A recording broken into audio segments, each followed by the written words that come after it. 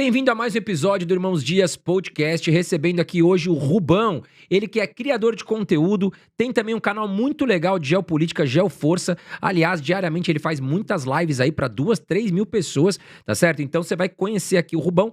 Talvez você já conheça, provavelmente você já conheça, mas se não conhece, vai conhecer ele hoje. E ele também que é consultor de petróleo. Aqui nos bastidores ele estava me contando altas histórias aqui, que tinha que dormir em plataformas de petróleo, navio com gás. Enfim, nós vamos conversar muito hoje de vários assuntos. Mas principalmente, a gente vai falar sobre política, porque o Brasil tá pegando fogo, meus amigos. Muita coisa tá acontecendo. A gente tem aí um cenário, né, duvidoso para 2026, o que vai acontecer, esquerda, direita, quem que vai levar esse troféu aí, enfim, nós vamos conversar bastante aqui com o Rubão. Rubão, bem-vindo aqui ao nosso podcast, primeira vez no Irmãos Dias Podcast, quero te agradecer a presença, né, e você que veio do Rio de Janeiro direto para São Paulo, já veio direto gravar com a gente. Isso, parei, só arriei a cachorrinha, como a gente diz no trecho, cachorrinha é a mochila com a roupa da gente, só arriei a cachorrinha no hotel e vim direto para cá.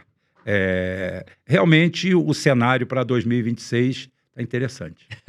É isso aí, antes a gente Para mim é diversão pura. É isso aí, vamos conversar bastante com o Rubão. Inclusive eu sou candidato a presidente da República. Opa, novidade aqui, hein? Já tá lançando candidatura. Sou candidato a candidato. Ó, que beleza. É papo sério, não é brincadeira. Sério?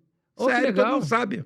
Bacana. Todo mundo sabe, eu preencho todos os requisitos como Já tem partido, tudo? Não, ainda não, a gente está em negociação aí. E por que não? A gente pergunta por que não? Exato, bom saber. Por que você novidade. não é candidato? Exato. Porque quem é Lula, quem é Bolsonaro, Aliás, é bom pra mudar um pouco, né? Mudar porque o são cenário. sempre os mesmos dinossauros que estão lá. Tem cara lá há 50 anos, pô.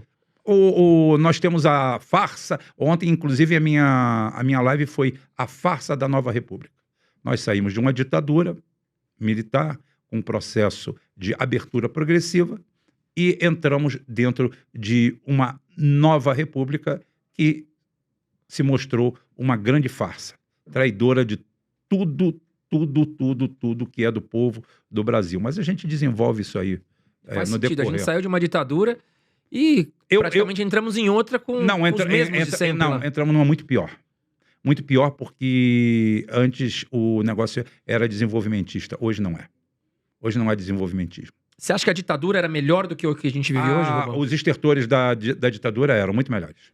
O país muito melhor. Economicamente era melhor? Não, o projeto de país era muito melhor. Só para te dizer uma coisa, isso aí você pode pesquisar, qualquer um pode pesquisar.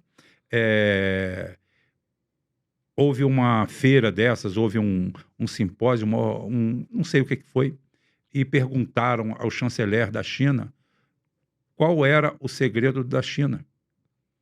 E sabe o que o cara respondeu? O quê? Nós tocamos o projeto que vocês abandonaram. Olha aí.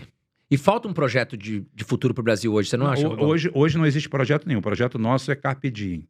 Viva o dia. Você produz, é sangrado, você paga impostos, o dinheiro dos seus impostos vão para pagar juros astronômicos da dívida, manipulado por um grupo econômico mantido por bancos. Hoje, um presidente... Quem é Lula? Quem é Bolsonaro? Não são ninguém. O Lula e o Bolsonaro, ou qualquer um que se eleja, tem que primeiro ir lá beijar a mão do William Bonner e dizer para ele quem vai ser o ministro da Fazenda e da Economia. Esse cara tem que ir lá dizer para todo mundo, ficar tranquilo, que o povo vai continuar se ferrando, que a gente vai continuar se lenhando e que pode ficar tranquilo que os ganhos infinitos do mercado financeiro brasileiro, que são os maiores do mundo, vão ficar intocados. Nada vai mudar nesse país. É isso que eles têm que fazer. Então, isso daí é uma nova república que já acabou. Boa, já acabou. O que nós estamos vendo aí é um animal estribuchando. Tanto Lula quanto Bolsonaro. Você pode ver que a farsa que está acontecendo com o Bolsonaro é a mesma farsa que aconteceu com o Lula. É o mesmo processo, é igualzinho, é igual. Persegue, pega, prende, faz. Se você tirar um e colocar o outro, nós estamos dentro disso desde 2018. O que está acontecendo com o Bolsonaro é exatamente o que aconteceu com o Lula. Você acha que é uma vingança não é vingança. Do Lula? Não é vingança. O projeto vem de fora. Você fala de fora do país. Olha só. o melhor método já inventado até hoje na geopolítica para você dominar qualquer população vem de Roma, né, que é divida para governar. O que seria isso, Rubão? Divida para governar. Vamos ver. Eu estou aqui, vem você e sua turma para me pegar. Vem uns 30. Aí a primeira coisa que eu faço, eu divido vocês dois. Eu divido. Bem, tá vindo homem, tá vindo mulher. Então é o seguinte, deixa eu botar homem para brigar contra a mulher. Entre eles ali. Mas também vem negro, vem branco. Vamos brigar. Tá? Mas tem também o cara que é homossexual, bota para brigar junto. Ih, mas tem o gordo, bota o gordo para brigar junto também. Tá faltando. Eu tô esperando chegar a hora dos careca. Tá? Aí é o seguinte, bota para brigar. Quanto mais fracionado esse bloco, menos mal ele vai me fazer. A força vai vir muito mais fraca, né? Diluída. Vocês vão perder a energia todinha brigando entre si. Então, onde não há unicidade, onde não há união, onde não há um projeto, tá? Esse adversário é fácil de vencer. E aí você diz que nós estamos divididos entre esquerda e direita, ou são vários grupos divididos? Não existe nem esquerda nem direita. São duas farsas. Tá? O cara se diz de direita. O cara que vamos dividir vamos fazer a exumação desse cadáver. O cara que se diz de direita, ele não é de direita. Ele acha que é de direita, ele pensa que é de direita, ele leu, ouviu o Olavo de Carvalho, ele viu um monte de bobagem, ele juntou tudo isso, ele fez uma sopa e ele se diz de direita. O cara de direita hoje vai para a Avenida Paulista vestido de Zé Carioca, tá? Com a camisa verde e amarela, com a bandeira de Israel numa mão, que eu não sei o que significa, não sei. Quem quiser me explicar, me explique. E outra bandeira dos Estados Unidos do outro lado. E é o seguinte, tentando destruir o Estado brasileiro.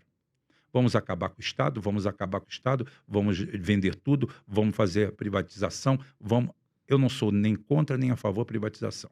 Eu sou a favor de um projeto vertical. Então é o seguinte, isso é a direita brasileira. Bem, classicamente, a direita ela é tão estatizante quanto a esquerda. A direita, estruturalmente, ela advém de um Estado forte. Tanto a esquerda quanto a direita vem de Estados fortes, não vem de Estados fracos. Pronto. A direita, ela é xenófoba. A direita não gosta de ninguém de fora. Você não vai ver ninguém de uma direita clássica falando I love Trump. Tá? I love Biden, I love Netanyahu, I love nada. É I love nós. Isso é a direita. A direita clássica é essa daí. Se você não se encaixa nessa direita, você não é direita. Você é qualquer coisa, menos direita. Agora vamos para a esquerda.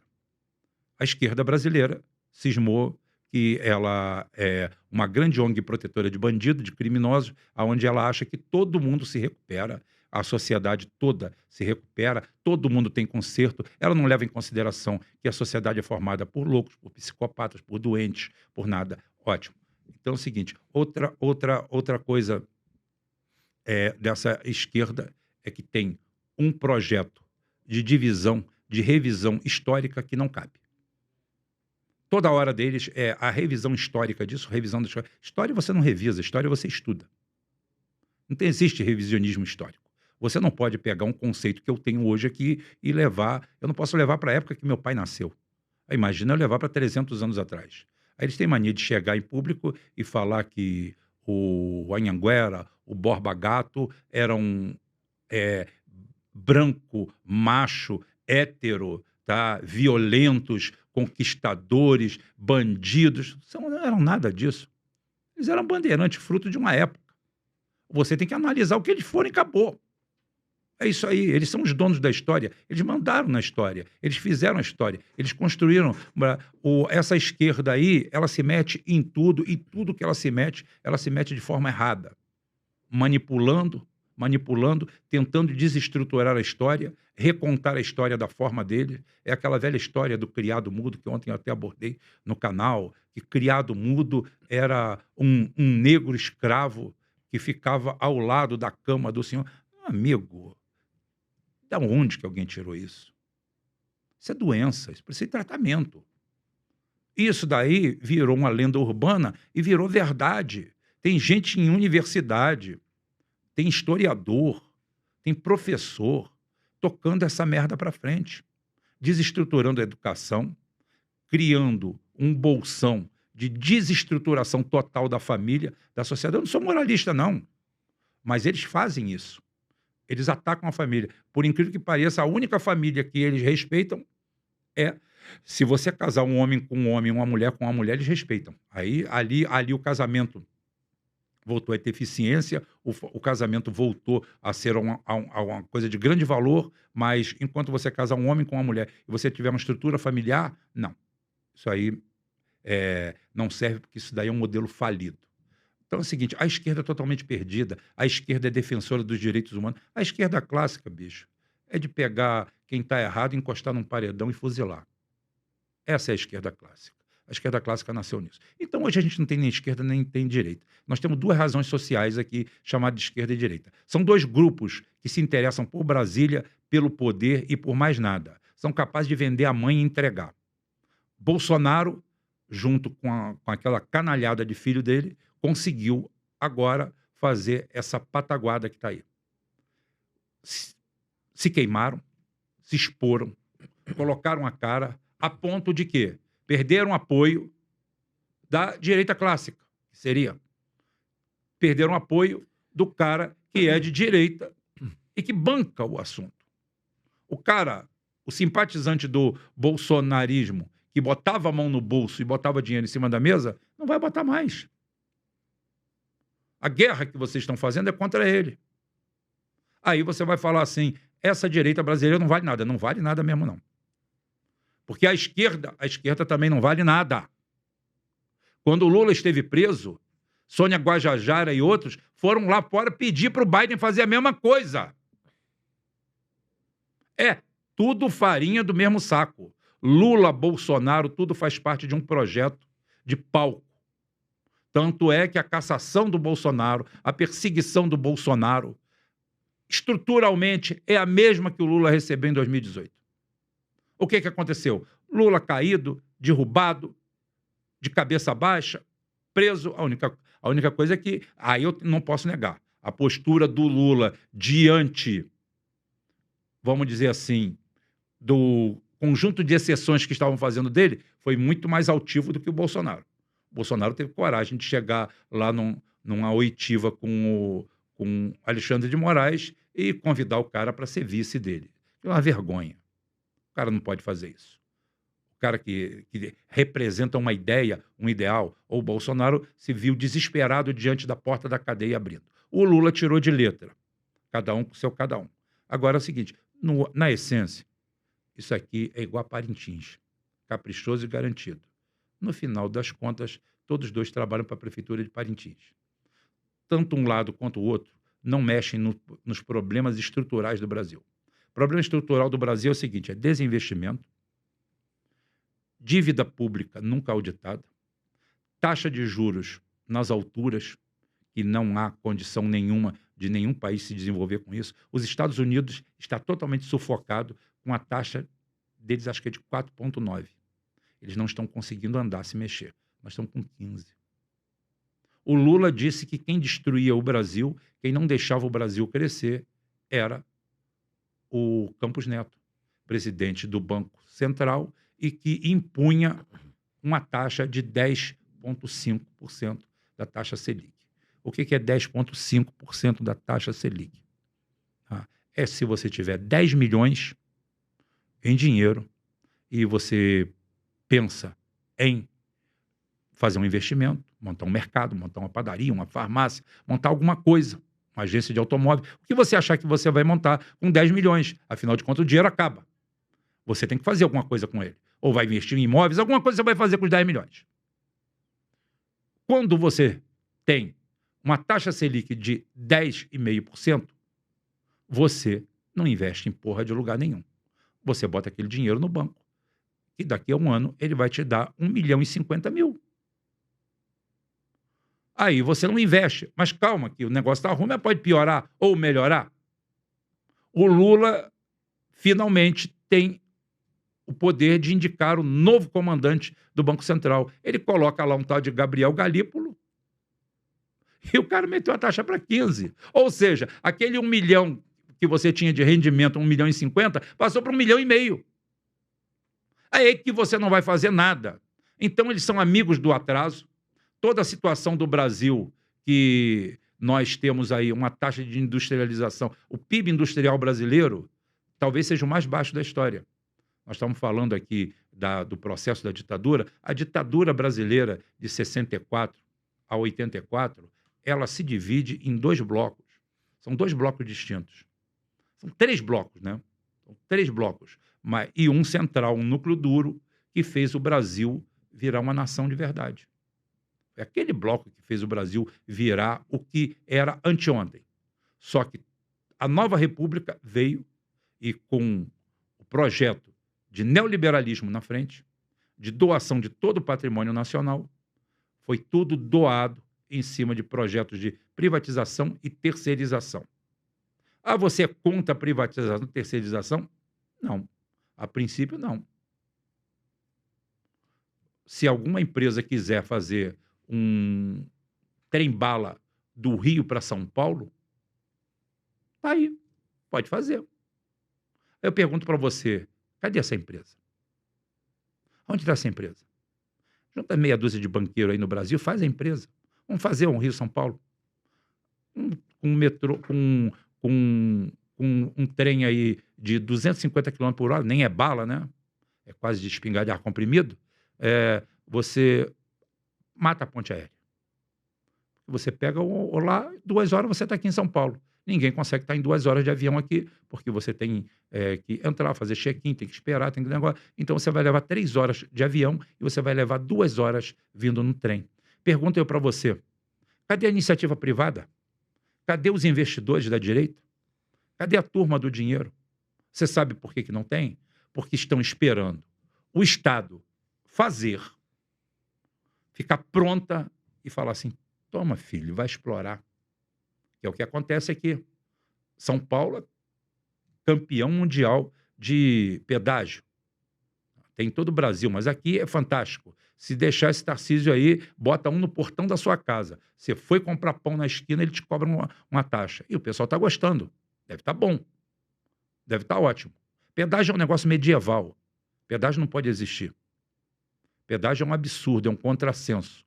É uma coisa que foi abolida na Idade Média. Mas a gente continua com isso aí, que é o melhor caça-níquel que tem. Então, o que acontece? Você pega as estradas prontas e dá para as empresas. Vai lá, o cara tem direito a um aporte de dinheiro no BNDES. Eu conheci uma empresa aqui em São Paulo que pegou 2 postos de pedágio. Quando foi ver, tinha 50 milhões de dólares liberado. Lá praticamente é fundo perdido no BNDES. O cara foi lá, pegou os 50 milhões, botou na usina dele, tá? Comprou um belo de um apartamento em Miami, botou mais 3 carros na garagem e deixa aquela porra lá rolando. Comprou 4 ambulâncias e botou lá e falou, pronto, já investiu o dinheiro. Tá? É assim. Então é o seguinte, o que você quer investir? Não tem problema. Eu falo e repito sempre o maior exemplo do liberalismo que dá certo. Uma coisa é liberal, outra coisa é neoliberal. Hoje todo mundo mistura tudo. Mas é o seguinte, que dá certo. Uns malucos lá chegaram fizeram um projeto, fizeram um estudo e falaram assim, o melhor negócio do mundo é fazer um túnel ligando a Inglaterra à França. Chamado Eurotúnel. E apresentaram aquilo para o governo da França. O governo da França bateu pau, falou, lindo, maravilhoso. Que bom. Foram lá, apresentaram para a Inglaterra. A Inglaterra falou, cara, vocês nunca tiveram uma ideia tão boa. Que maravilha. E agora, o que a gente faz? Pode fazer. A gente tem dinheiro, não. E juntou um consórcio de banco, foi lá e fez. Fez e ganhou a exploração dele por 99 anos. 99 anos, talvez seja renovável por igual período. Mas fizeram com dinheiro privado, estão explorando e no final da exploração vão dar para o Estado aquilo ali. Aqui é o seguinte, aqui você faz a linha amarela no Rio de Janeiro. Vou falar da minha área. A linha amarela, Rio de Janeiro. Porque a linha amarela é complexa, porque teve que fazer túneis, teve que escavar túneis, feita a linha amarela. Novinha, linda. Vamos cortar a fita. Entrega para mercado privado. Entrega para um camarada ir lá recolher dinheiro que não investiu porra nenhuma, tá? Pegou a obra pronta, só Exato. explorou o pedágio. Isso daí é o seguinte, isso daí é o consórcio que existe entre a política apodrecida do Brasil e um tipo de empresariado que mantém essa política. A gente chama de pepé. Pepé é o seguinte, tem um pé de laranja, um pé de manga bom numa casa abandonada e você quer pegar, mas o muro é alto. O que você faz? Você dá pé, bota aqui, o cara mete o pé aqui, sobe, vai lá, limpa a mangueira, bota para fora, tá? Volta e vocês vão embora. É isso que existe esse conluio, esse consórcio entre o público e o privado. O cara sai do empresariado, vai lá, joga alguém para dentro do poder público, esse cara no poder público saqueia o Estado, joga para o lado de fora e sai todo mundo feliz. O Paulo Guedes entrou dentro do governo do Bolsonaro e passou para os amigos dele, fizeram a privatização, pegaram a maior distribuidora de derivados do Brasil, a BR Distribuidora, e entregaram para a iniciativa privada. Aí você vai lá ver a composição acionária de quem comprou aquilo ali. Os caras, a Petrobras, de petróleo eu entendo, um pouquinho, tanto é que eu sou contratado de uma empresa de fora do Brasil, exatamente para trabalhar como consultor dessa área. Então é o seguinte, de petróleo eu entendo. A Petrobras, nenhuma empresa de petróleo funciona sem duto. Uma empresa de petróleo, os dutos são as veias dela. Como se fosse um corpo humano, você tem um corpo que funciona sem veias? Não. Ele que irriga de sangue tudo isso aí. Uma empresa de petróleo precisa disso aí. Por quê? Porque as quantidades são absurdas, os deslocamentos são constantes e são fixos. Então, o que a Petrobras faz, como qualquer empresa faz? Dutos. Oleoduto, gasoduto, tudo. Eles privatizaram isso. Hoje a Petrobras, para transferir o tanque de um óleo para o óleo de um tanque para o outro, ela paga para uma empresa privada que comprou os dutos da Petrobras. Ô Rubens, você tocou no assunto da Petrobras, e aí eu trago também a Petrobras e os Correios. São duas empresas que até alguns anos atrás elas vinham dando um bom lucro. O Correios entregou um prejuízo nos últimos trimestres, né? A Petrobras, acho que teve uma questão contábil, mas também teve redução do lucro. Se eu não me engano, não tenho de cabeça agora. Ambas empresas, você também é contra privatização? Totalmente contra. Pergunta por que os Estados Unidos não privatiza o sistema, o mundo da privatização nos Estados Unidos? Por que os Estados Unidos têm 7 mil estatais? São 7 mil estatais que os Estados Unidos têm.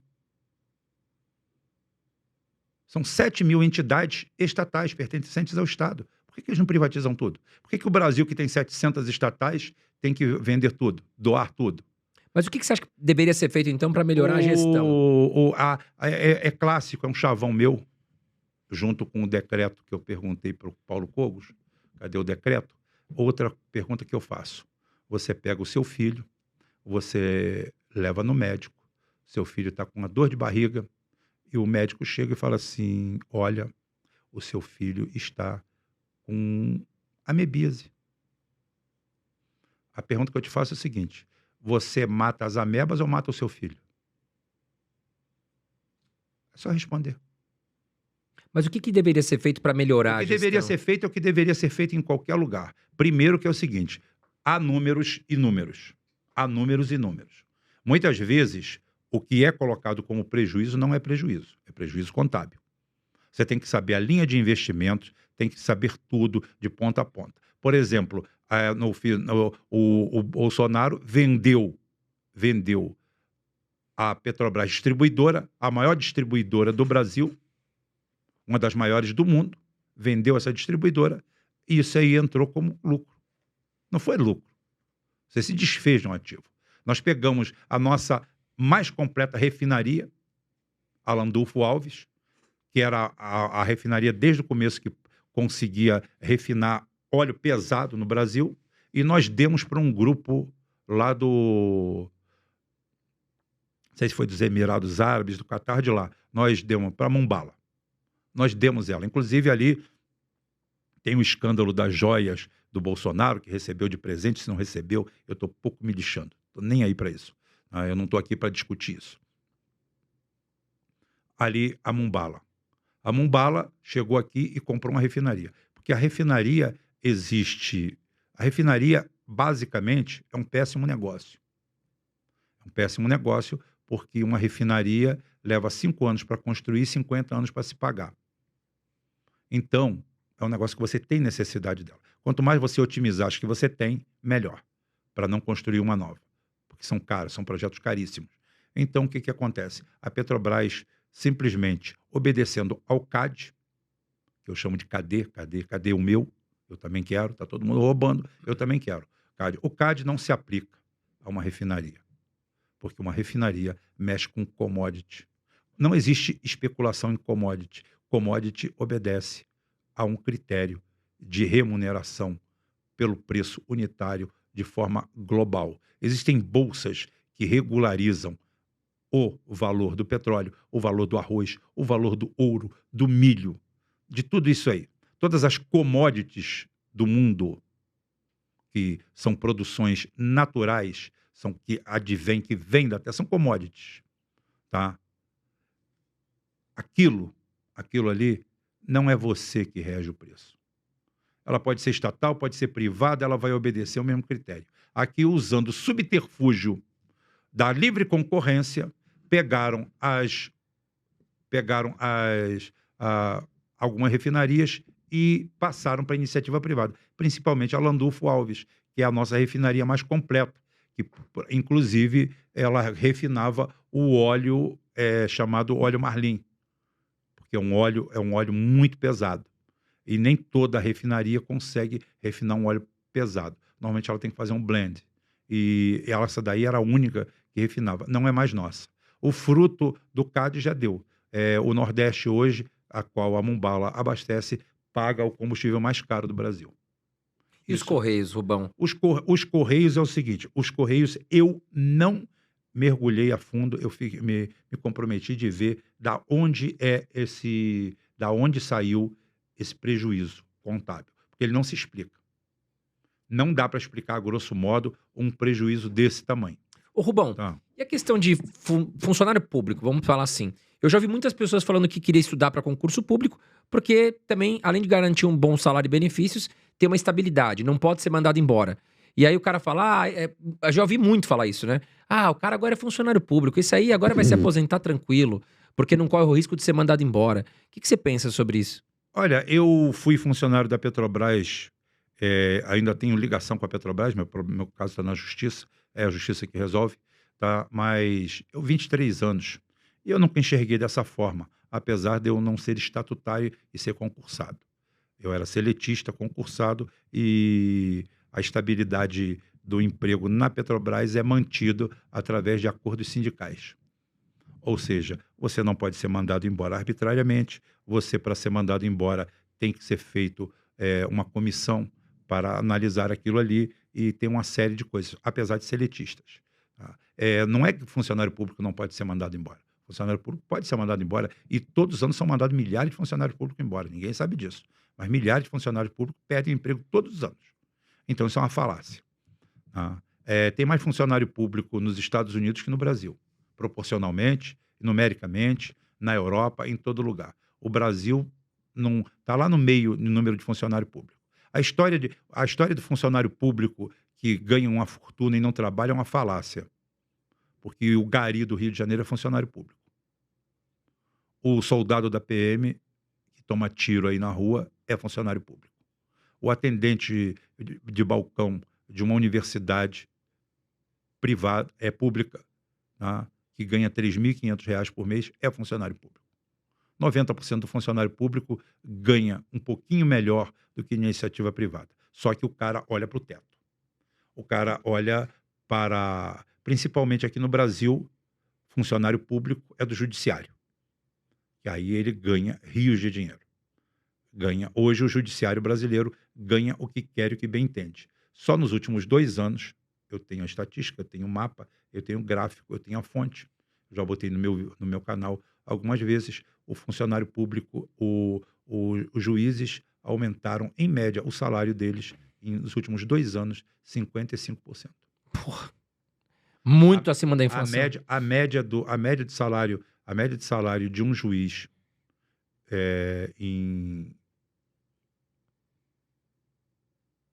janeiro de 2023, quando o Lula assumiu, R$42 mil. A média salarial em abril desse ano, 2 anos depois, R$65 mil. A média. Não é raro você ver juízes, promotores, desembargadores ganhando R$600 mil, Porra. R$300 mil. Parece que eles fazem o salário deles, inventam penduricalhos. E o pior, nenhum deles paga imposto. Só paga imposto no principal. Tudo isso aí vem como abono. Nada disso paga imposto. Então é comum. Outro dia pegaram um juiz aqui em São Paulo com falsidade ideológica. Era louco, ele botou outro nome, ele foi juiz a vida inteira com outro nome, ele inventou que era de uma linhagem inglesa. O cara não é de ninguém, o cara devia ter batata inglesa na família. Né? Aí ele inventou, e ele está respondendo um processo por isso. Mas o que me chamou a atenção não foi isso. É que ele é aposentado do Tribunal de Justiça de São Paulo e a holerite daquele mês dele foi R$165 mil. Porra. Eles ganham o que querem, o que bem entendem. Aí sim, aí você está falando de uma... Tem categorias que têm que ser revistas. Tá? A revisão não tem nada a ver com o funcionalismo público. Essa história de funcionário público é bom. O que é a estabilidade pública do funcionário? Estabilidade pública do funcionário quer dizer que ele não vive ao sabor das ondas e dos ventos. O cara acabou de se eleger, não gosta do cara, manda o cara embora. Você não pode mandar ele embora. Ele pertence ao Estado. Tá? Ele pertence ao Estado. Você não pode demitir ele porque você queria e colocar outro. É isso o máximo que o cara quer. Ter o emprego do cara como arma. E isso é que não pode haver. Então, eu sou a favor da estabilidade, sim. Agora, como também sou a favor da punição exemplar para o funcionário público. Para mim, a melhor punição que existe é na China, que o cara toma um tiro na nuca. Né? E a família paga a bala. Só pega roubando. Então, a punição pesada, eu sou a favor. Ah, você é funcionário público? Você foi pego roubando? Então, dentro da justiça, dentro do Código Processual Penal, você tem atenuantes e agravantes. Agrava, arrebenta. Você está ali não para se servir, você escolheu aquilo ali. Na minha família, éramos 5. O único com status de funcionário público na família era eu. O único fudido da família era eu. Todos os outros trabalhavam na iniciativa privada. Todos os outros se aposentaram, até o meu irmão mais velho que faleceu, todos se aposentaram na iniciativa privada. Todos eles têm muito mais bens do que eu, todos eles tiveram uma vida muito mais mansa do que a minha, e todos eles ganharam pelo menos 3 vezes mais do que eu ganhava. Entendi. Então, é o seguinte, agora, uma segurança... O problema do Brasil é estrutural. O problema do Brasil é estrutural. É o que nós nos transformamos. Não há condições, por exemplo, de você manter praticamente 60 mil vereadores nesse país. E agora querem aumentar os deputados, né? O número de deputados. 531, mas eu acho que eles estão querendo aumentar para manter. Sabe? É o bode na sala. Eles querem aumentar para 531, como se não fosse pouco que eles têm lá. Não fosse pouco, 170 mil de verba de gabinete. O cara faz o que quer com aquele dinheiro. Passagem aérea, salário. Salário é o de menos. Salário é o mais merda que tem ali. E, além de tudo, agora, a emenda que é a oficialização da corrupção. É a oficialização da corrupção. Inclusive, já recebi uma denúncia aqui hoje, está aqui no celular, de um grupo que investiu aí dinheiro das emendas num sei lá, um site de jogos. Essas bets. Não sei se é bet, não sei o que é. Não, mas os caras também não existem, os caras não são de TI, não são de nada. Uma zona. Ou seja, o Brasil vira uma mais-valia. Cada um arranca um pedaço e leva um pedaço embora. Mas qual é a solução do Brasil, Rubão? A solução do Brasil é efetivamente a ruptura. Porque o que que acontece? Hoje, quem vai ganhar a próxima eleição? Quem vai ganhar a próxima eleição, provavelmente, é alguém não ligado ao Lula. Não ligado ao Lula. Você acha? Com Porque certeza. o Lula tá em primeiro nas pesquisas eleitorais, né? É, Ele ganha do o Tarcísio, ganha do ganha do Bolsonaro. Tarcísio. Eu quero saber se ele vai ganhar do Partido Republicano Americano, porque ele está representando o Partido Democrata. Porque a eleição nossa passou de 2000, pelo menos 2018 para cá, pelo menos isso, nós viramos um simulacro do governo americano. Nós temos aqui um grupo ligado aos democratas e outro grupo ligado aos republicanos. E é isso que a gente faz aqui. O Bolsonaro é republicano, o Lula é dos democratas, como o Biden. Há um choque e a gente vai ver nesse cabo de guerra quem ganha e quem perde. Quem perde, fica tranquilo que somos nós, em qualquer das situações. Você sabe por quê? Porque foi a CIA que botou o Lula lá, e agora a própria CIA está querendo tirar ele de lá, porque mudou o patrão. Lá mudou o patrão. Então, o que acontece é o seguinte: o Brasil, o que o Lula fez quando o Lula não aceita a Venezuela nos BRICS? O que o Lula faz? O Lula não está fazendo ali a vontade dele, do partido dele, não. Está fazendo a vontade do Trump para fazer um gesto de benevolência. Olha, vocês não querem nada, vocês querem sufocar a Venezuela, nós vamos ajudar aqui. Nós não vamos aceitar que eles entrem no BRICS. E recebeu de pagamento isso agora. O que ele ganhou agora foi isso aí. Aliás, quero entrar nesse assunto com você, Rubão. É. Antes disso, eu quero falar do nosso patrocinador de hoje, que é o site Investidor 10, que é, sim, o melhor site hoje para você analisar ações, fundos imobiliários, ativos no exterior, tá? É um site totalmente gratuito. Então, se você quer saber, por exemplo, ações do Banco do Brasil, ações da Petrobras, fundos imobiliários, ações do Google, Microsoft, tudo isso você vai conseguir ver lá no site Investidor 10. Além do que, você pode consolidar sua carteira de ações e investimentos, tudo gratuitamente dentro do site Investidor 10. Tem várias atualizações, toda semana eles trazem atualizações muito legais. Então lá você vai ver calendário de dividendos, datas que você vai receber os seus dividendos. Você vai também acompanhar as últimas notícias das ações que você tem, dos fundos imobiliários. É um site muito legal e é tudo gratuito. Utilize o QR Code que está aqui na tela e o link da descrição para também dar uma força aqui para o nosso canal, tá certo? E lembrando, site totalmente gratuito, muito bacana, vai te ajudar muito nos seus estudos. Rubão, aí nos últimos dias a gente viu, né? Bolsonaro foi obrigado a colocar uma tornozeleira eletrônica, foi levado até a sede da Polícia Federal. E o que o STF está justificando, via Alexandre de Moraes? Que o Bolsonaro era um caso sério de fuga do país, né? Porém, a gente tem que lembrar que o Bolsonaro já estava sem o seu passaporte. Então, o que eu quero te falar? O que eu quero que você traga aqui com a sua opinião, né? Você acha que o Bolsonaro está sendo perseguido, ou ele realmente tem que ser preso porque ele tem culpa no cartório, ou você acha que isso tem muito a ver com a participação do Eduardo Bolsonaro, que foi até os Estados Unidos e claramente está atuando junto com o governo americano para taxar o Brasil, né, nesses 50% que aconteceu e que boa parte da população brasileira não está nada contente? Olha, são várias variáveis aí. Vamos embora. Vamos tentar colocar uma linha sequencial. Primeiro, que o Trump está pouco se lixando para Bolsonaro, para Lula, para o Brasil ou para qualquer coisa. Ele pode ser o meio vinculante. O que ele precisa para vincular isso aí seja o Bolsonaro. O Bolsonaro, eu sou amigo dele, a gente é amigo, a gente joga bola junto, aí o cara responde lá, excuse me, nem te conheço. Conheci, é um cara legal, mas não conheço, não é meu amigo, não é isso. Tá? O que acontece? O que está acontecendo é o que eu acabei de falar. São dois grupos pensando única e exclusivamente no poder. No poder de nomeação, não é o poder de mudar a história do Brasil. O Supremo Tribunal Federal já passou do nível de vergonha há muito tempo. Eu tenho duas posições aí em relação ao Bolsonaro. Se você hoje chegasse para mim e falasse assim, olha só, o Bolsonaro está indo preso porque ele está incitando a situação de sabotagem ao Brasil. Falei, se justifica. E teria que ser uma medida do executivo, não do judiciário. Porque não tem ação para isso. Não foi movida nenhuma ação para isso. Tá? Agora, em relação a 8 de janeiro, 8 de janeiro é uma farsa. O 8 de janeiro é uma farsa. 8 de janeiro não existiu. Ele é baderna.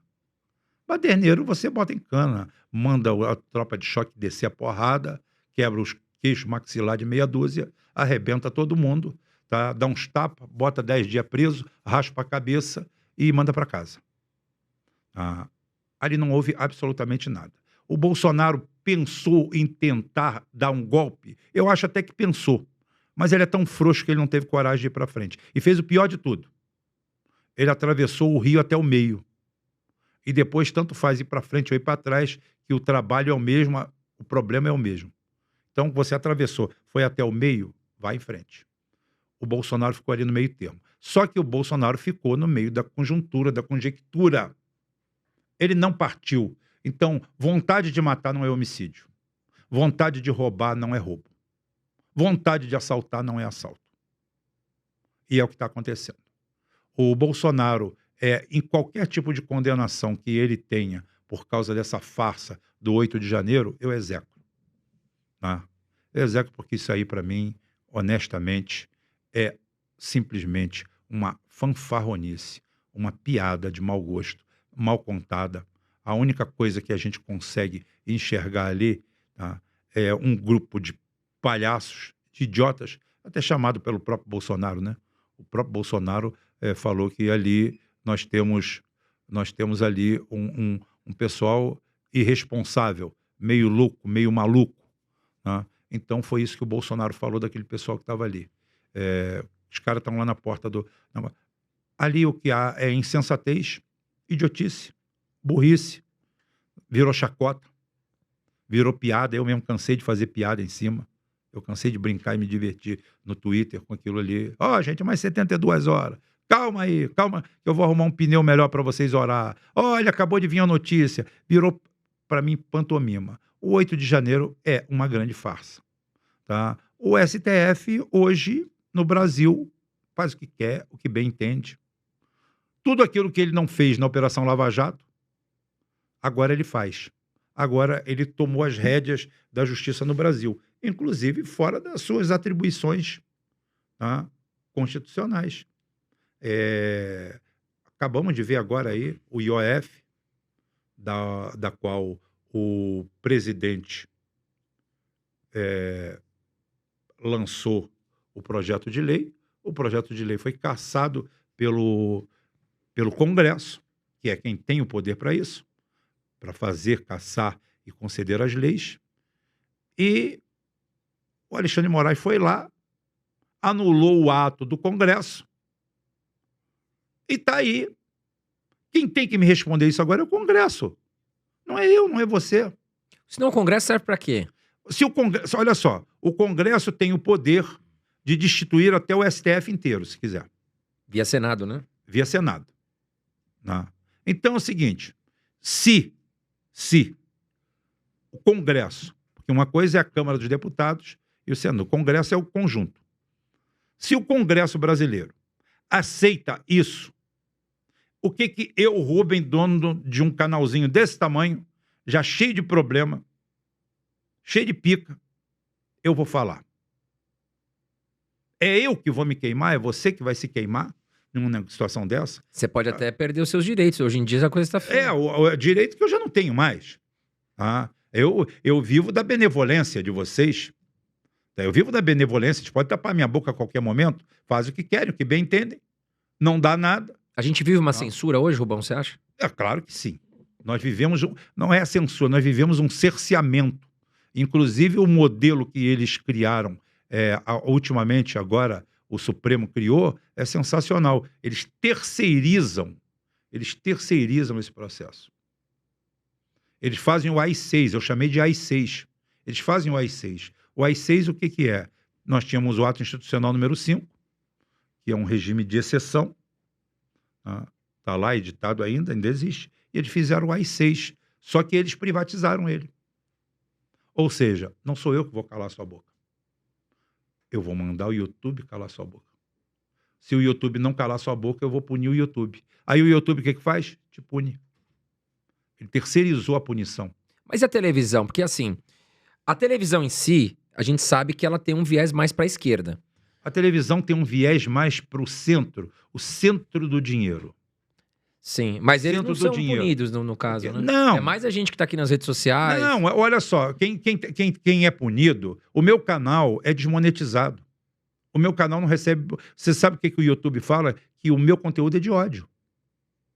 O meu conteúdo é de ódio. Porque eu chego ali e falo assim, eu não tenho predileção.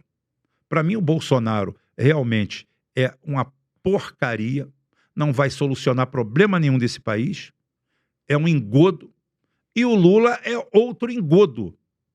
Ou seja, nós somos mantidos divididos para que todo mundo continue dominando isso aqui. O importante é essa vaca da leite. O importante é o rentismo global chegar aqui e levar 15% de tudo. Tá? O importante aqui é que todo o ouro brasileiro não seja comprado pelo Tesouro Nacional com dinheiro impresso. Nosso, real. Você bota ali o garimpeiro achou uma pepita, 10 quilos de ouro, oba, vem aqui. Quanto foi? Foi 1 milhão. Toma aqui, olha. Tesouro Nacional. Não, vai para o Canadá o nosso ouro inteiro. Nós mandamos para o Canadá. Todo o nosso minério vai para fora do país, sem processamento, sem nada. A gente não agrega valor nenhum, a gente não lingota aquilo, a gente não manda ferro gusa, a gente não manda aço plano, a gente manda o minério, a gente desbarranca e vende através de uma empresa que foi roubada do Estado. A Vale, né? A Vale foi vendida por um valor que o cara, quando abriu o cofre, tinha mais dinheiro lá dentro do cofre do que o dinheiro que você pagou. É a mesma coisa que você comprar um carro hoje, eu te vendo meu carro, 100 mil reais, você abre a porta-luva do carro, o carro tem 150 mil no porta-luva. E eu te vendi com tudo. E outra coisa, números ninguém foge. A Vale foi criada em 1943, se não me engano, e ficou até 96, 43, 96, 53 anos na mão do governo federal. Nunca houve um desastre com ela. Em 10 anos de iniciativa privada, 14 anos, 2 desastres imensos. Por quê? Porque o Estado não compra o Estado para poder operar. Tá? Petrobras. Você é fiscal do IBAMA, você chega lá, você acha uma não concordância, você acha um problema. A gente para a produção. Não pode. A gente tenta negociar. Vem cá, não dá. Não dá. Então vamos parar. Eu já desembarquei a equipe. A plataforma não pode produzir, porque, segundo o CONAMA, Conselho Nacional de Meio Ambiente, e o outro, esqueci agora, de segurança, o sistema SOLAS, né? Então é o seguinte, eu estou com um problema num bordo da plataforma, eu não consigo jogar metade das baleeiras no mar, eu tenho uma capacidade de salvatagem reduzida, então, a partir de hoje, eu tenho que parar de produzir petróleo e descer metade do pessoal. Isso enquanto estava com o governo, agora... Não, isso daí é o que a Petrobras faz. Tá. Aí é o seguinte, você chega numa empresa privada, quando o fiscal chega lá, o cara fala assim, porra, bicho, cada dia que eu botar a redução dessa plataforma a 50%, eu estou perdendo 5 milhões de dólares. Vai ser 20 dias aí. Eu vou perder 100 milhões de dólares aí. O que tu acha de um apartamentinho na Barra, nos Jardins? O que tu acha? Bom negócio, né? Então toma aqui. Todo mundo feliz, pronto, e não para a produção. Todo mundo feliz. Deixa o risco rodar. Ao invés de 50 milhões, se eu perdi um ali, eu vou produzir os outros 49.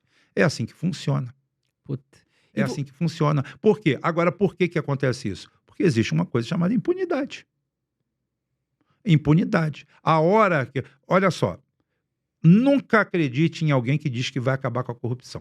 Qualquer um que disser para você que vai acabar com a corrupção, ele é mentiroso e é corrupto. Corrupção você combate. Você combate, você desencoraja as pessoas. Com leis sérias, né? Com leis sérias.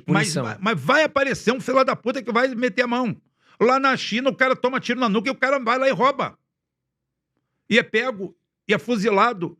Inclusive, é uma coisa muito interessante que aconteceu na China. Na China, enquanto eles estavam fuzilando os caras, o resultado não era o esperado. Ou seja, aquilo não estava desencorajando tanto alguns a roubar. Desencorajava a maioria, mas alguns ainda. Você sabe o que desencorajou os caras a roubar? O quê? Execração pública. Você, quando a polícia vinha te prender no ponto mais alto, vamos dizer assim, do seu dia. Se você é executivo de uma empresa, você numa reunião com um negócio, é ali que você vai ser preso. Você vai ser humilhado e execrado. No seu meio. No meio da sua família, no meio de todo mundo. A vergonha disso pesa muito mais. Mas você não acha que é na Ásia que eles têm uma cultura, talvez, para esse lado? Aqui no Brasil, não sei se ia funcionar isso. Olha só. Eu vou te dizer um negócio. Eu trabalhei muito tempo com um grupo de suecos e finlandeses. Prestavam serviço pra gente.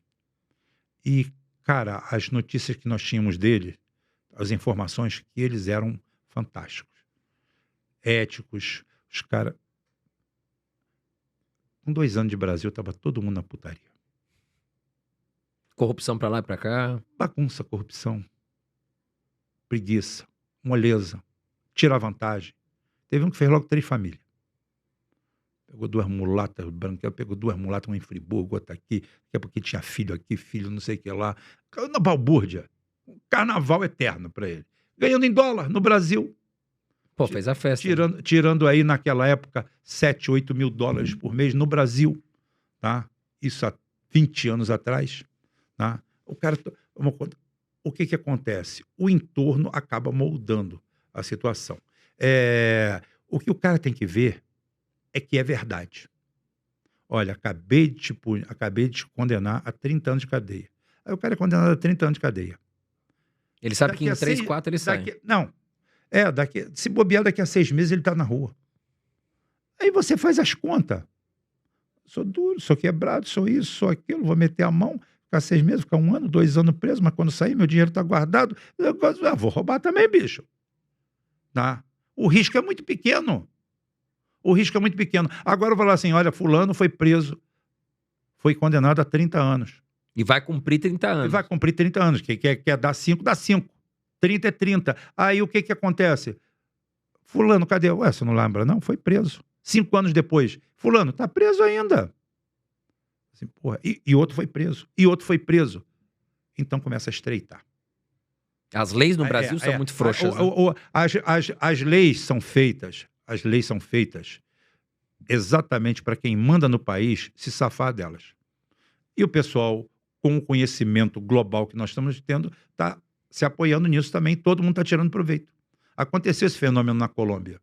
O Pablo Escobar não era preso porque existia um conjunto de leis no país que era feito para defender os ladrões estatais, os ladrões do Estado. Aquela turma que entra para dentro do Estado para roubar o Estado. Aquela turma todinha tinha um conjunto de leis tão boa que foi só ele falou assim, opa, também vou. E é o que acontece aqui. Vai melhorar tudo de uma vez só? Não. Agora, a partir do momento em que o cara... Agora, aqui nós temos um conjunto de leis para garantir, de qualquer forma, tem mais direito o bandido. Toda hora você está vendo... Eu boto isso aí no meu canal. Eu pego, corto, faço pequenos cortes e boto no canal. Falo assim, olha só. A excrescência que é isso aqui. Olha isso aqui. O cara é colecionador, atirador, vai, reage a um assalto, mata os 2 bandidos com a arma, aí vai para a delegacia, é preso em flagrante. Fica 10 anos preso? Aí, não, ele até saiu. Não, cara, olha só, nem precisa ficar 1 dia preso. Tá? Ele foi libertado na hora porque o delegado fixou a fiança. Rapaz, como é que você vai prender o cara que acabou de matar 2 bandidos? Ainda atiraram os caras. Os caras atiraram. Autodefesa, né? Porque a arma dele, não. E ele tinha arma registrada. Ele era atirador. Mas o que acontece? O cara trabalha com segurança. É o seguinte, o problema todo é o seguinte, ele não estava no trajeto normal dele.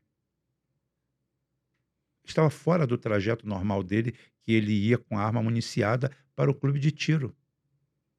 Olha a filigrana que se vai para proteger um vagabundo. Olha só, matou. Ah, tá errado. Olha só, tá errado sim. Da próxima vez não faz isso não, hein? Vai ficar de castigo. Vai ficar de castigo, tá? Pronto. Agora, eu pego aqui os caras com 500 quilos de cocaína. A juíza anulou todas as provas. Os caras estavam exportando manga no Rio de Janeiro. A Polícia Civil fez um trabalho do cacete. 600 quilos de manga recheada de cocaína. E anulou todos os... Anulou todas as provas. Ah, mas aí também é duro ser policial no Brasil, né? Exatamente. Você fica enxugando gelo aqui no país. Ué, aconteceu na minha cidade há mais de 15 anos, uns 14 anos atrás. 13 anos. 13 anos. Itaboraí é assim. Rio de Janeiro, Niterói, São Gonçalo, Itaboraí. Quando gira por fora, pelo litoral, você tem Maricá, Saquarema, vem Niterói, região oceânica, e Maricá. Entre Maricá e Itaboraí, Maricá tem praia, Itaboraí não tem uma estrada. E aquela estrada ali recebe um movimento mais ou menos, mas não tem uma fiscalização assim séria. 2 policiais fazendo ronda pararam um Corsa de noite. Um cabo e um sargento. O cara tinha 87 quilos de pasta base dentro do carro. O cara ofereceu 300 mil reais na época e o Corsa. E o sargento, o que fez? Cana. 2 duros. Cana. Levou para a delegacia. 4 meses depois, o motorista do Corsa estava solto. No final do ano, os 2 policiais foram presos porque, segundo consta, eles estariam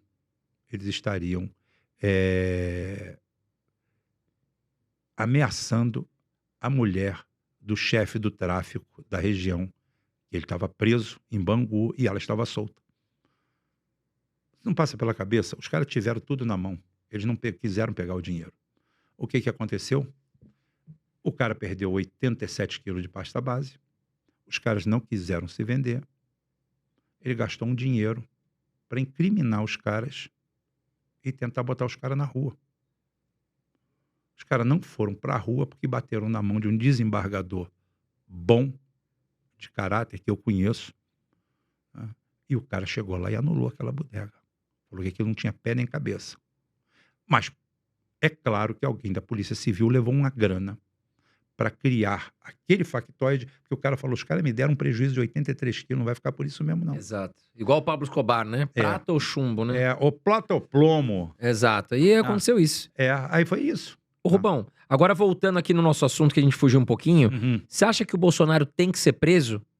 Eu acho que não. Como também não achava que o Lula tinha que ser preso, eu acho que tudo isso aí faz parte de um grande circo. Isso é uma espetacularização para você não enxergar o principal. É para você não ver que estão carregando piano por trás. Você fica com a cabeça enterrada nisso. Quando prenderam o Lula, foi a mesma coisa que eu falei. Totalmente desnecessário, sem sentido, provas frágeis, arbítrio, excesso. Tá? O Lula foi julgado em tempo recorde, foi aquele negócio, o Lula é ladrão. Olha, para mim o Lula é ladrão, o Bolsonaro é ladrão, o Lula não é ladrão. Para mim são todos bonecos dentro de um sistema. Tá? Então é o seguinte, o que eu quero dizer é o seguinte, a prisão do Lula foi desnecessária, criou o território certinho para o Bolsonaro caiu do mesmo jeito do Lula, cara, tudo igual.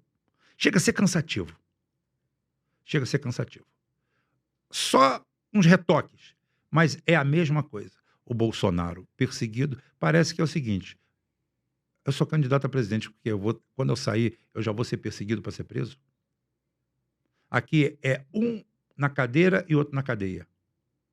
É um na cadeira, outro na cadeia. Já pegou esse ciclo, já fechou esse ciclo. E a gente não para de discutir isso aí, enquanto isso, desindustrialização, salário mínimo miserável, dívida não auditada. Rombo no INSS, que ninguém fala mais nada, não, né? Rombo no INSS, não. rombo no INSS, rombo no Pix, rombo agora na educação, mais 5 bilhões. Meu Deus. Aonde Jorge Paulo Lemann passa, os buracos vão aparecendo. Tá aí. A Lava Jato foi um negócio que paralisou o país 2 anos, 3 anos. A loja americana, o rombo é maior. 40 bi, né? 40 bi. Tá todo mundo rindo aí, o Sicupira, o outro morando na Suíça, rindo de orelha a orelha, com projetos com o governo, e tá tudo bem. E quem se fudeu foi os acionistas minoritários. Quem se fode sempre é o povo. É, A parte de baixo. É a base da pirâmide que se fode. porque eles não foram recompensados até hoje. Não, e nem vão ser. Vão se arrebentar.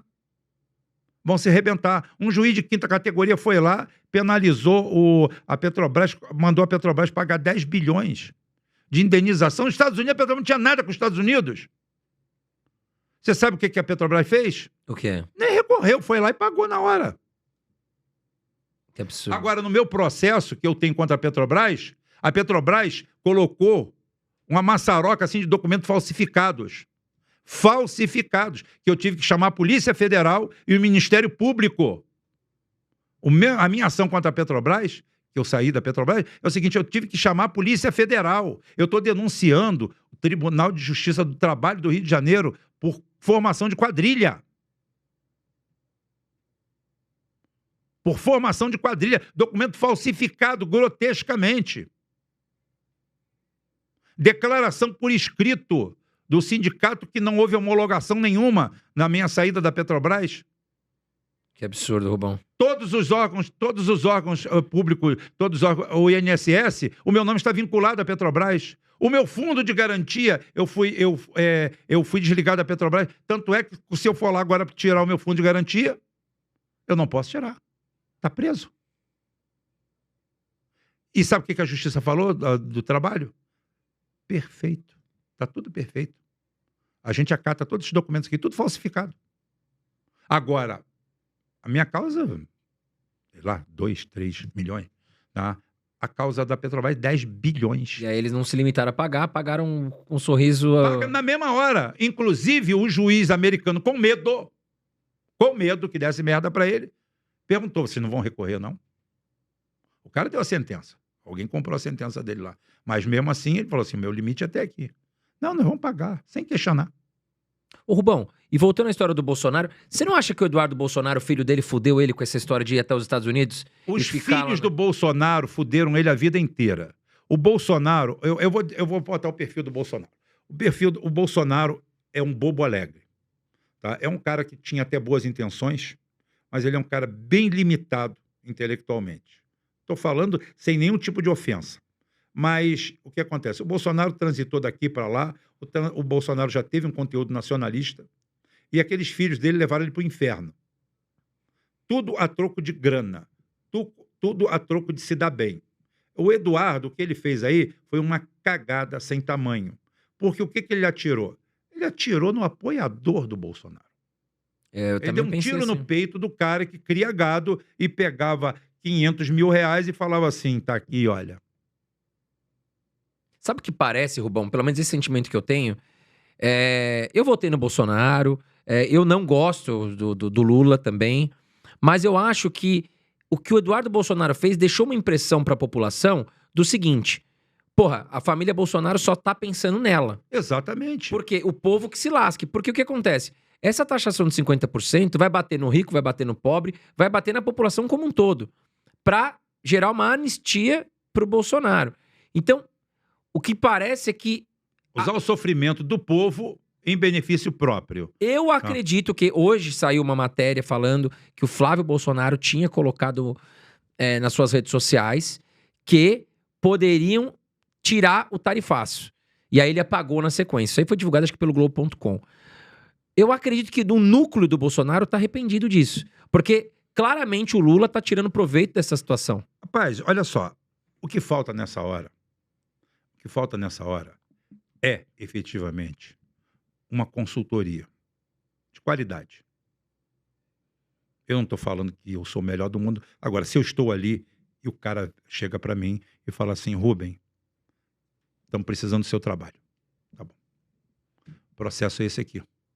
Eu vou chegar, vou olhar e falar assim, cara, onde vocês estão com a cabeça? Isso vai se voltar contra É. vocês, né? Você quer uma saída? Você quer uma saída honrosa? Você quer uma saída quente? Eu vou te dar aqui agora.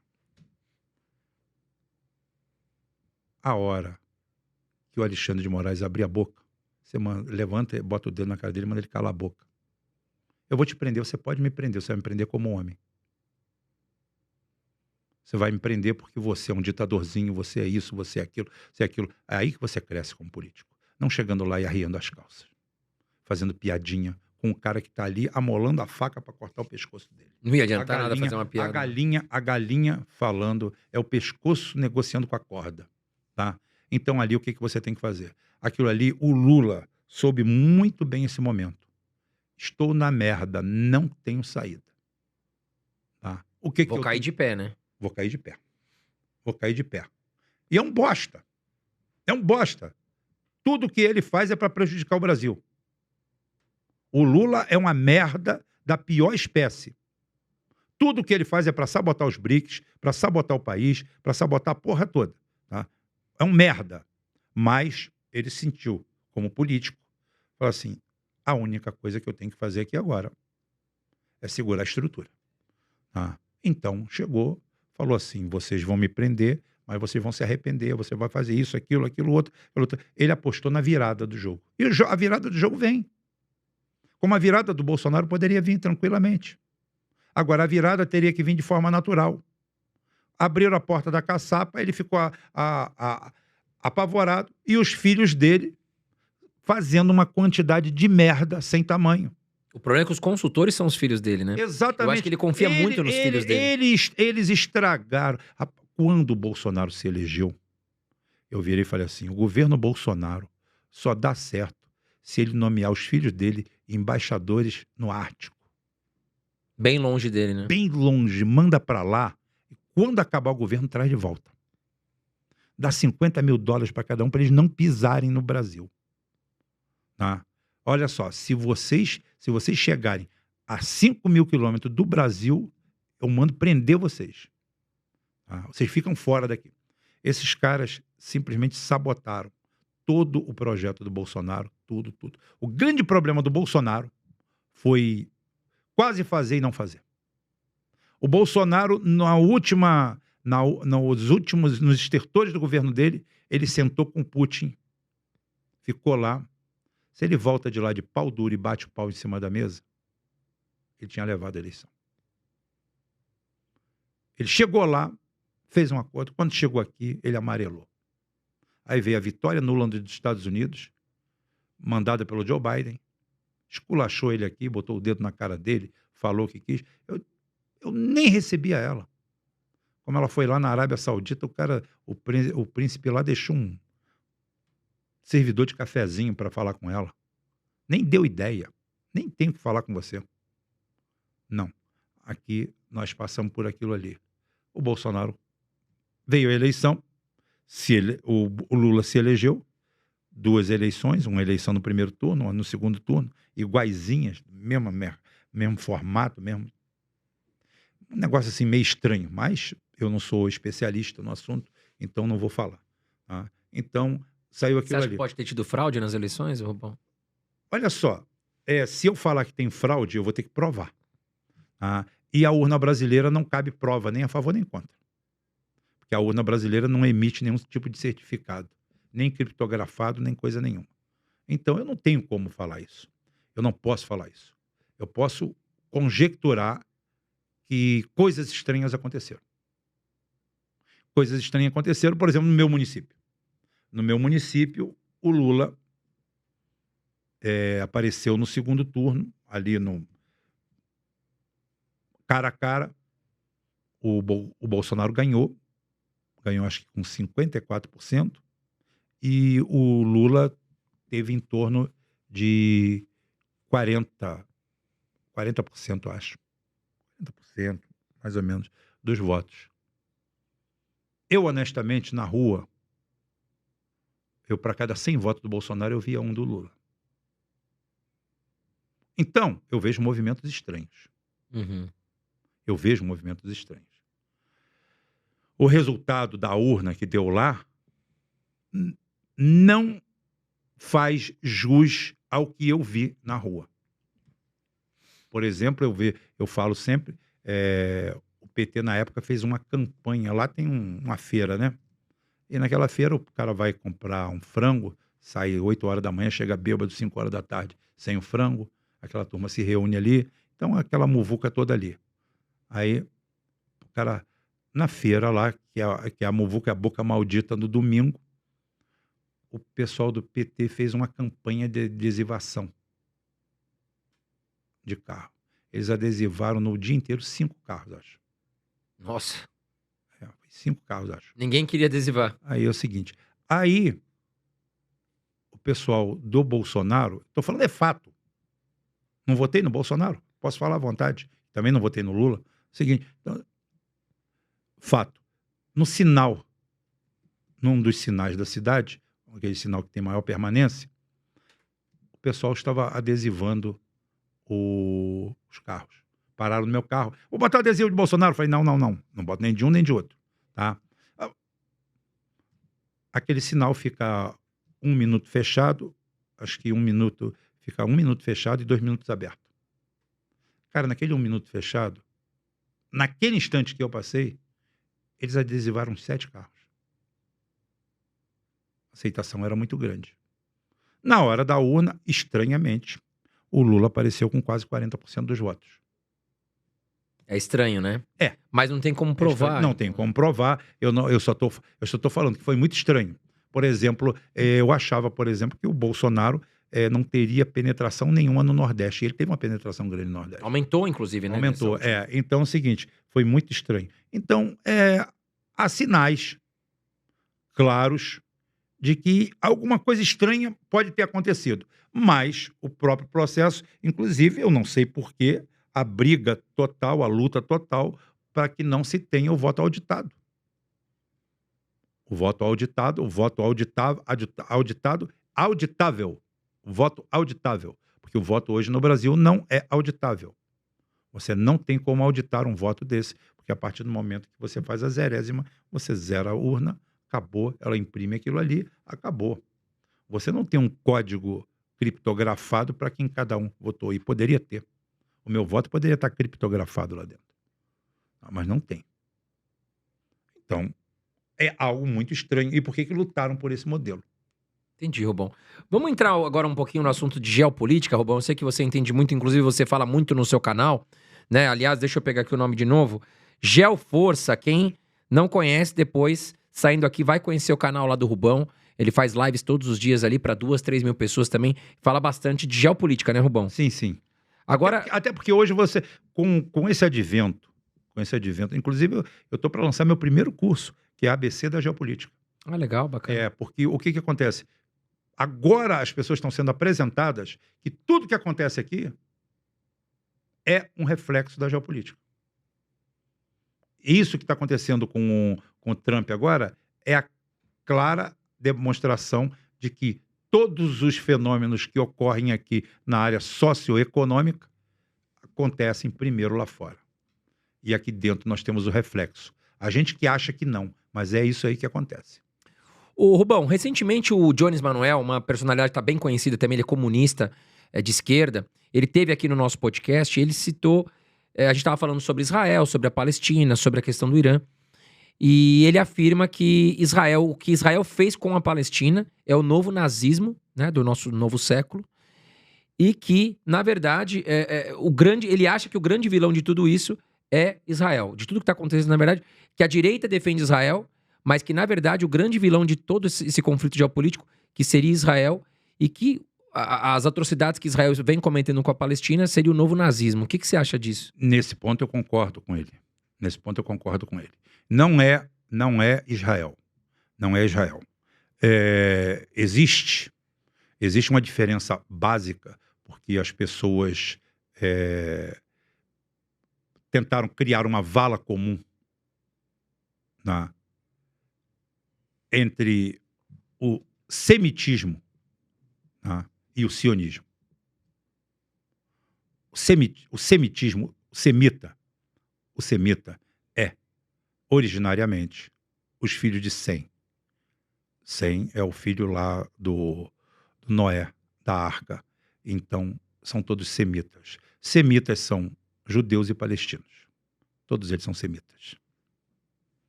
Todos eles são a mesma raça, a mesma etnia. Todos eles são primos irmãos. Mesma coisa.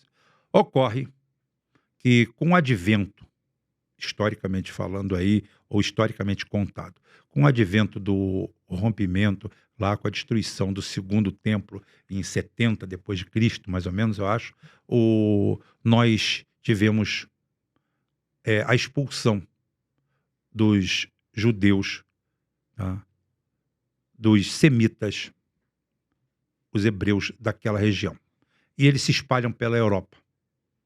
E ali começa a se formar um novo núcleo de judeus, que são chamados Askenazes, que vêm exatamente da Europa Oriental. Eles não são etnicamente pertencentes ao mesmo grupo de judeus, por exemplo, das tribos originais. Tudo isso é para arredondar, tá, que o sionismo foi criado em 1897. O sionismo é uma doutrina. O sionismo não é judaísmo. Ele é baseado em cima do povo judeu, mas é um processo. É um processo de exclusão do próprio povo judeu e um processo de dominação. Tanto é que eles são regidos pelo Talmud. Não é o Talmud que você vê, não. É o Talmud deles. Aonde, por exemplo, é lícito. É lícito, por exemplo, ele te escravizar. É lícito ele te matar. É lícito ele possuir tua mulher. É lícito ele mentir para você. Ele pode fazer qualquer coisa com você porque você é gentio. Você não é um deles. Isso é que prega, tá, o sionismo. É o sionismo que está destruindo aquela região. É o sionismo, não é o semitismo. Não. O semitismo ali é original e originário. Esse grupo que veio de lá, que criou esse núcleo pesado, principalmente financista. O Estado de Israel é criado através do Rothschild, alto público, bom som, ele fala, você pode espalhar em qualquer lugar, aonde eles falam que compraram mesmo o Estado, bancaram para ser feito aquele Estado ali, os Rothschild que mais gastaram dinheiro ali. Eles em 1911, eles se apoderam do Federal Reserve americano. São um grupo fechado, cerrado, aonde você vê esses grandes bancos estrangeiros, inclusive eles são os grandes financiadores de Hitler e do nazismo. O Hitler, o nazismo, o reerguimento da Alemanha, logo após a República do Weimar, tudo isso aí é feito com dinheiro sionista. Em 1942, existe o segundo encontro, aonde já é colocado que eles vão para a Palestina, que vai acontecer isso, que vai acontecer aquilo. Até aquele momento, não havia nenhum genocídio nos campos de concentração. Depois disso aí, estranhamente, começa a haver os genocídios, que não foram só dos judeus, foram de ciganos, foram daqueles povos daquela região ali, foram os eslavos em geral, eslavo. Quando você fala eslavo, o que é? Em anglo-saxão, o que é escravo? Eslave, escravo. Então é o seguinte, era considerado uma raça inferior, apesar de serem mais brancos do que eu. Então, quer dizer, também joga por terra aquela história de escravidão, da história toda. A escravidão não é um fenômeno interracial. É um fenômeno antropológico e social. A sociedade sempre teve o dom de escravizar o seu semelhante. Vem trazendo isso pela história. Então, não importa para ele se é branco, se é negro, é oprimido. É oprimido, eu escravizo. Temos todo esse quadro aí. Então é o seguinte, efetivamente, o núcleo não está só ali. O núcleo não está só ali. E Israel, pelo caminho que vai ser destruído.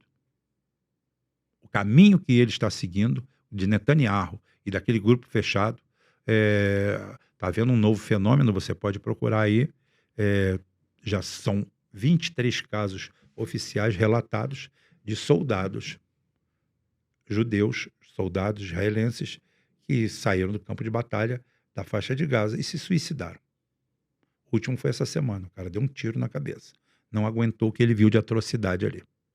E isso daí pega muito mal, porque o que está acontecendo? Eles estão destruindo tudo que foi construído para o semita normal.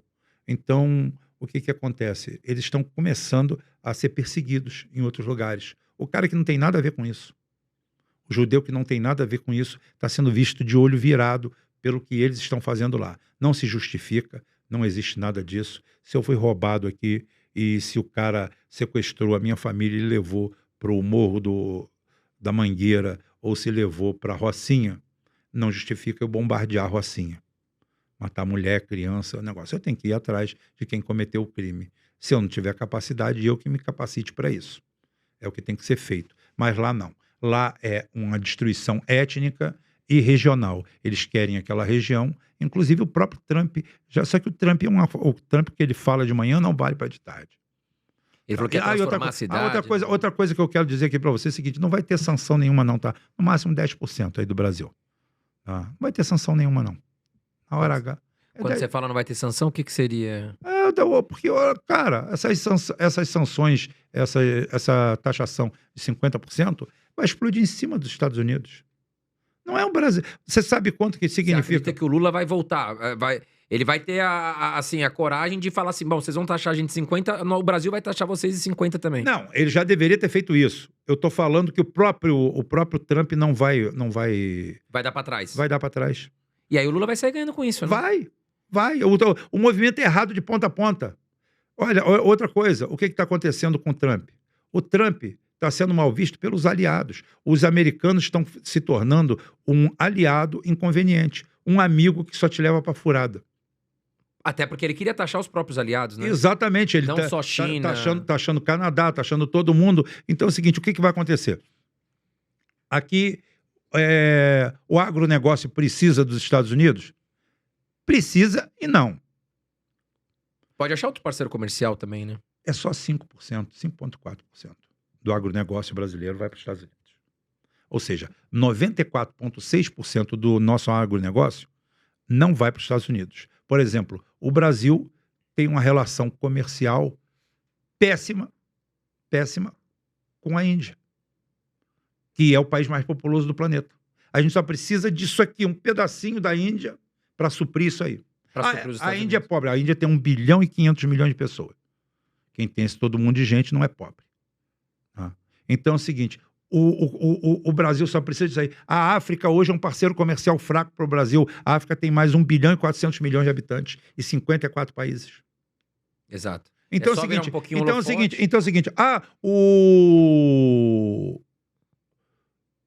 a gente depende do GPS. Meu amigo, tem GLONASS, tem Galileu, tem Baidu. O Baidu é mais completo.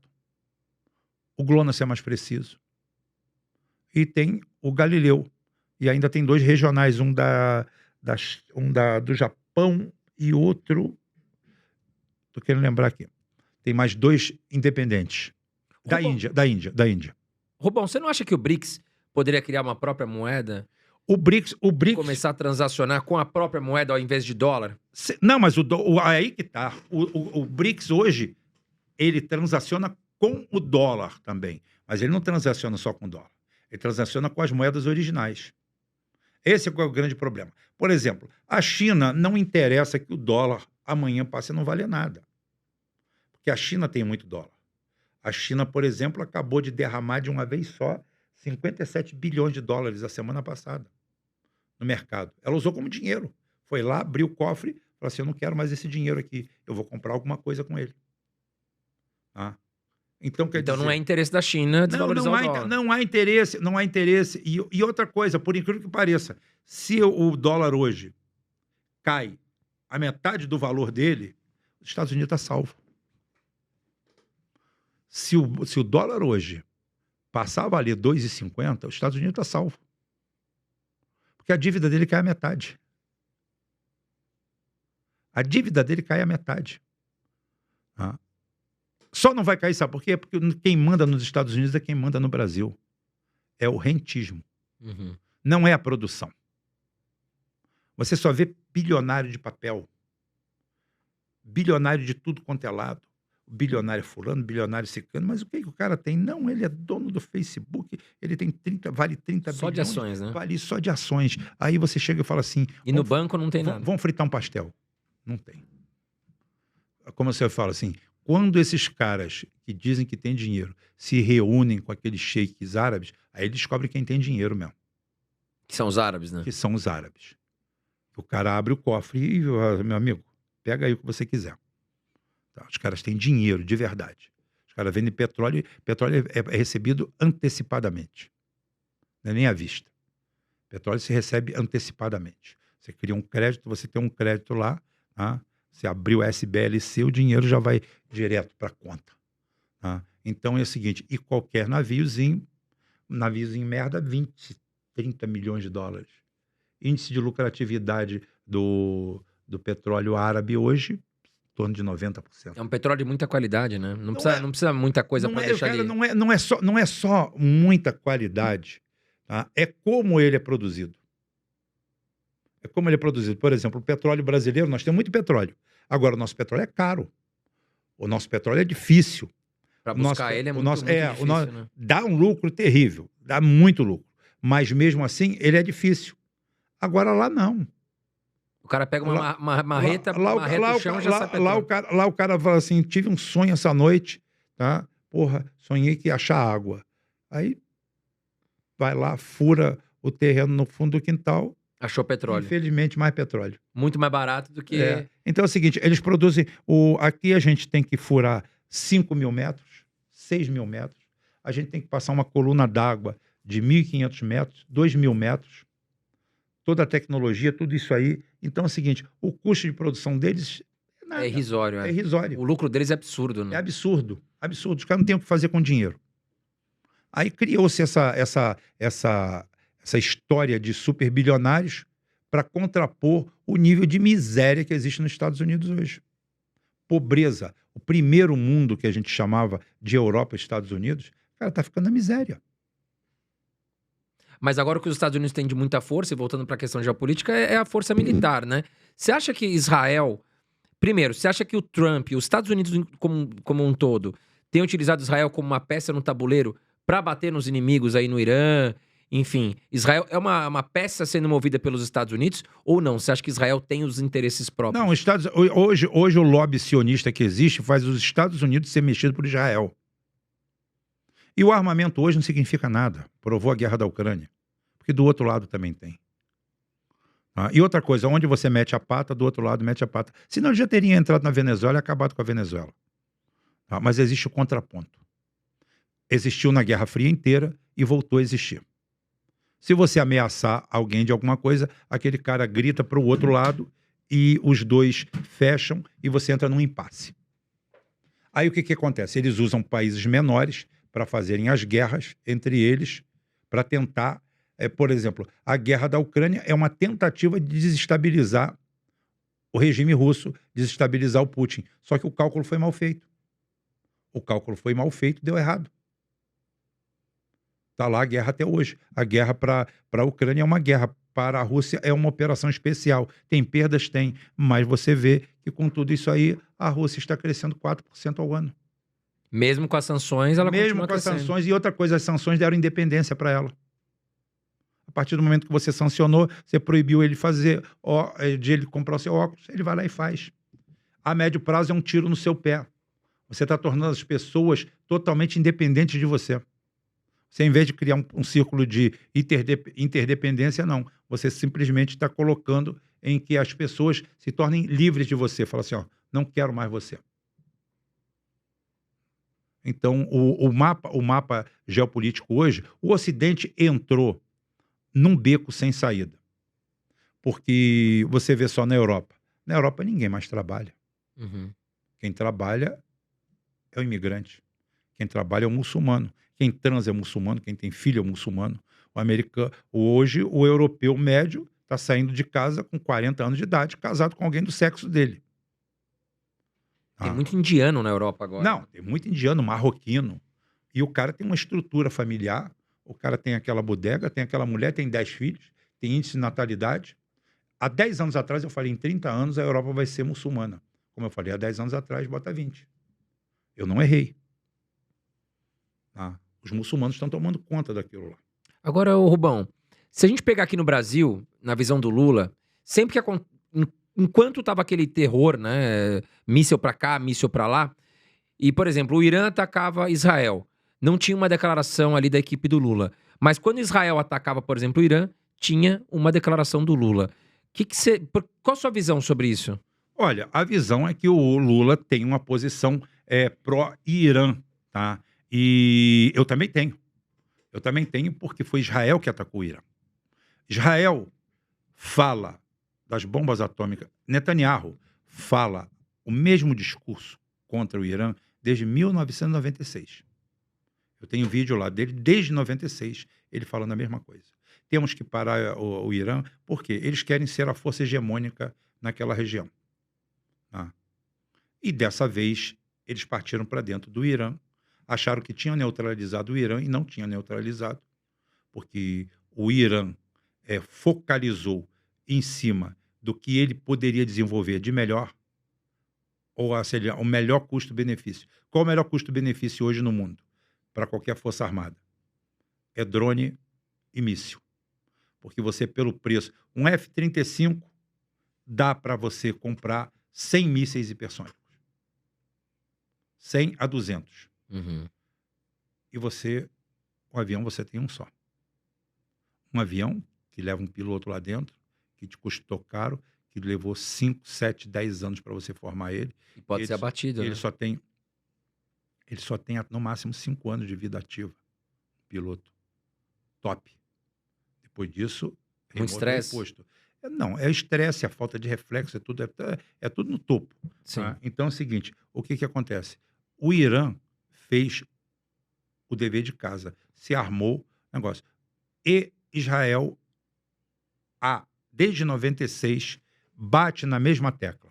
Eles estão fazendo bomba atômica quando a diretora da inteligência americana chegou para o Trump e falou assim, eles não estão construindo bomba atômica.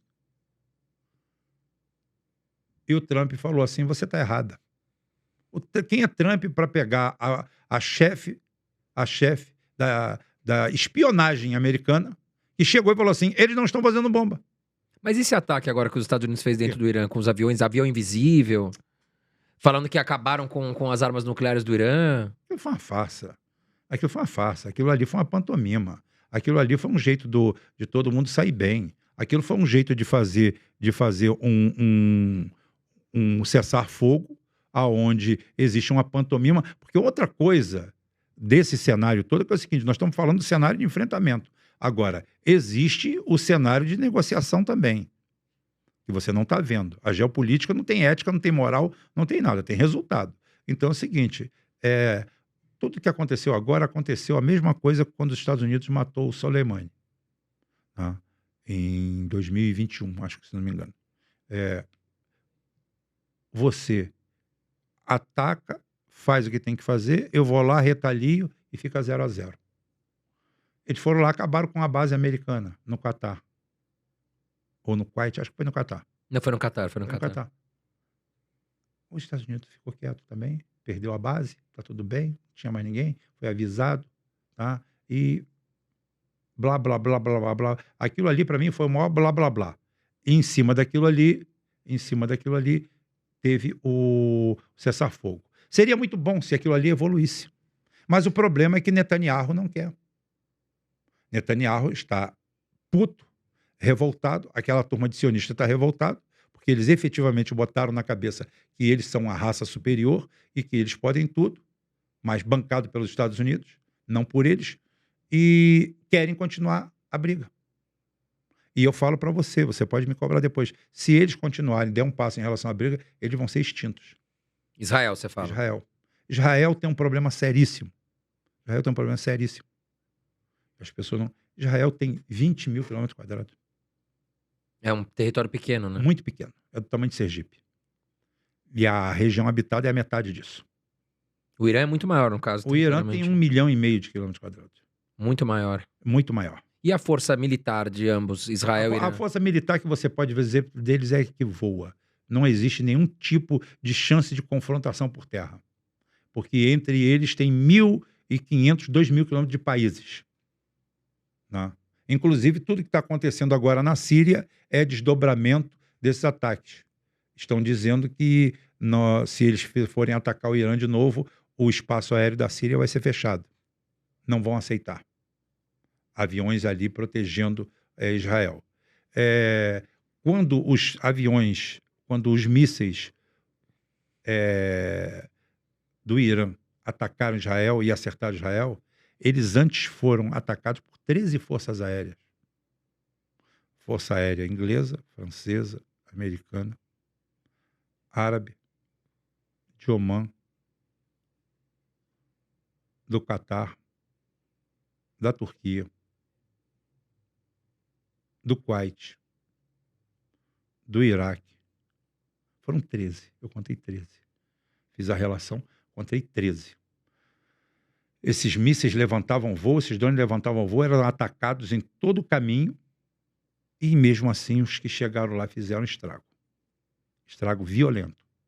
Tá? Então é o seguinte, houve pela primeira vez um ataque ao Estado de Israel significativo. Porque as guerras do outro lado, das outras épocas, eram guerras estritamente militares. 2 grupos militares se enfrentando. Dessa vez, não. Dessa vez foi uma guerra pontual à distância, tá, entre mísseis. Míssil lançado de avião, Sim. míssil lançado de terra, drones, foi tudo nesse sentido. Tá? E o que houve ali foi um empate, praticamente. Um destruiu muita coisa, outro destruiu muita coisa. O Israel usou muito bem a tática da sabotagem, muito bem, muito bem. Foi um espetáculo. Só que o problema da sabotagem é que ela é igual a piada. Você conta ela, mas depois quando você vai contar de novo, perde a graça. Uhum. Porque o que acontece? Houve um trabalho lá e mais de 2.000, principalmente afegãos, foram presos como agentes do Mossad. Só num lugar foram presos 700, onde eles estavam preparando a sabotagem de alguma coisa. Mas o que houve no decorrer é que é o seguinte, só que Israel nunca passou por aquilo. Israel sempre destruiu e ficou bem. Tanto é que daqui a pouco a gente começa a berrar, pedir ajuda dos Estados Unidos. Tá? E a ajuda dos Estados Unidos vem num acordo com o Irã. Vamos parar isso aqui, eu vou lá, ataco, faço o que tem que ser feito, você retalia, e parou. Uhum. E parou. Agora, é uma paz tênue e tem o problema todinho da Cisjordânia lá e da faixa de Gaza, que os ataques, os bombardeios, os crimes de guerra não cessam. É a Palestina que está pagando o preço no Quem final, está pagando isso é o povo palestino, e agora o negócio está migrando para o Irã, para a Síria, com os drusos. Tá? Os drusos são um subtipo lá daquela região dos sunitas, e esses daí são alinhados com Israel, mas o grande problema não é isso, não. O grande problema é outro. Tá? É porque simplesmente esqueci agora lá, o novo presidente da Síria está colaborando com o Hezbollah. Mas falando em Hezbollah, o Irã não foi sempre um financiador do Hezbollah, do Hamas, que são grupos terroristas? Não, do né? Hamas, não. O Hamas foi criado por Israel. O Hamas foi criado por Israel para fazer frente ao OLP. OLP, o que seria? A Organização de Libertação da Palestina. Tá. A original, do Yasser Arafat. Então, é o seguinte, eles criaram o Hamas. O Hamas e o Hezbollah só trocaram algumas ideias pacíficas agora, nesse último entreveiro aí, porque nunca bateram sempre de frente. Tá? O Hamas é visto com muita suspeição pelo por todo mundo árabe. Tá? O Hamas é tido como algo que foi criado pelo Mossad. O Hamas não representa o povo palestino, né? O Hamas hoje representa porque virou um partido político e ganhou as eleições lá. Tá? Houve uma mudança, mas ele nasceu muito feio. Nasceu muito, muito feio. Então, o que acontece? Hoje, há um grau de suspeição ainda em cima dele. Tá? Será que é isso tudo? Será que veio com isso tudo? Até outro dia ele era do lado de lá, estava traindo o que tem e o que não tem. Então é o seguinte, diferente do Hezbollah. O Hezbollah é uma organização. O Hezbollah tem até faculdade, universidade. Tá? No Líbano, eles têm um exército lá, que cuida da segurança do Líbano também. Então é o seguinte, tem aquilo ali. E o Hezbollah está lá esperando a hora deles. Israel criou um problema com eles, que ali realmente é um problema encardido. Teria que ter força no mundo, hoje, vontade política para acabar com aquilo. E ninguém demonstra essa vontade política. Porque está todo mundo interessado única e exclusivamente na especulação. Aquilo pode ser um barril de pólvora e explodir a humanidade a qualquer momento.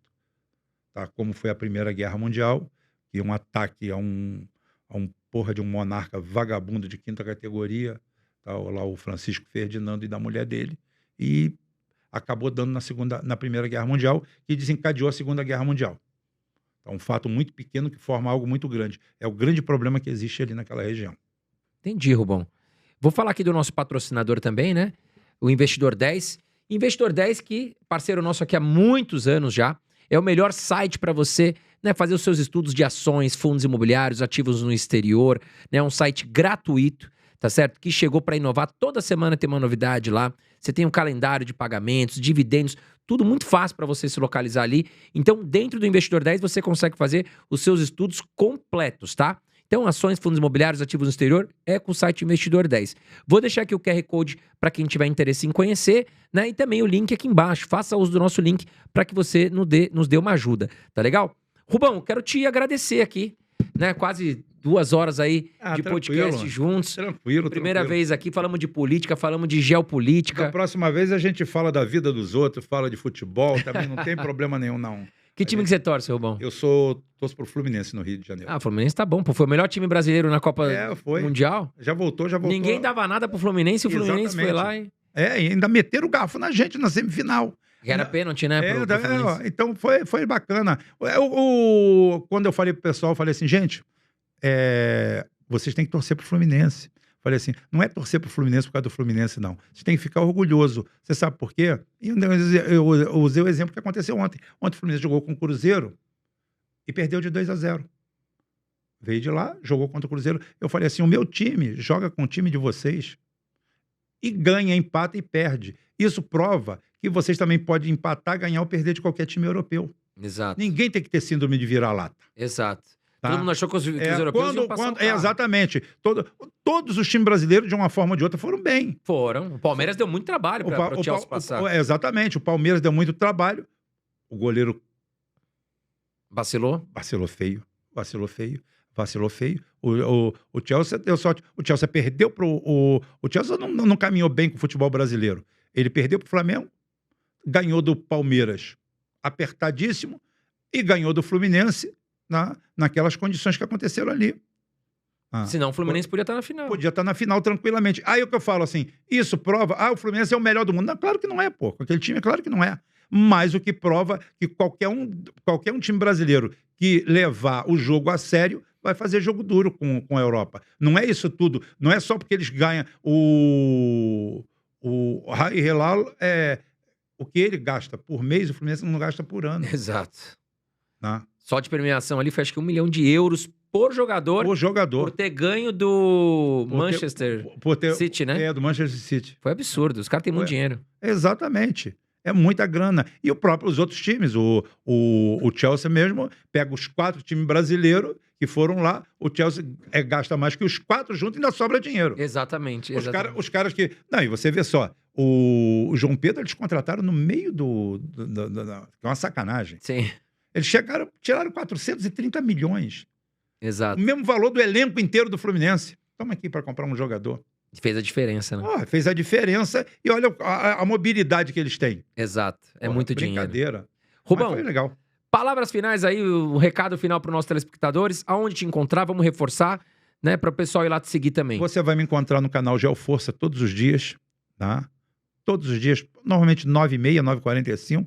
Eu sempre faço questão de atrasar, que é para irritar vocês, tá? Ou então, às vezes, eu faço mais cedo. E normalmente a live a gente bota 6 por semana. Hoje não vai ter, porque eu estou aqui, tá? Nem amanhã também não. Mas eu normalmente faço esse quadro aqui todo dia. E a gente tem lá sempre pelo menos 3.000 pessoas, 2.500, 3.500 estão lá ao vivo.